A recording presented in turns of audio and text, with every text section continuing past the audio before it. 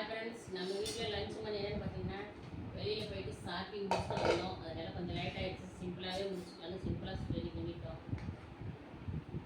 சுட சுட சாதம்,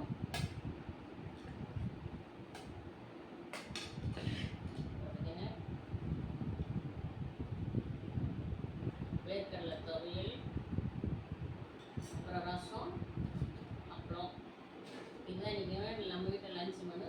வாங்க ஃப்ரெண்ட்ஸ், சாப்பிட்லாம். நானும் சாப்பிட போகிறேன், நீங்களும் வாங்க சேர்ந்தே சாப்பிட்லாம்.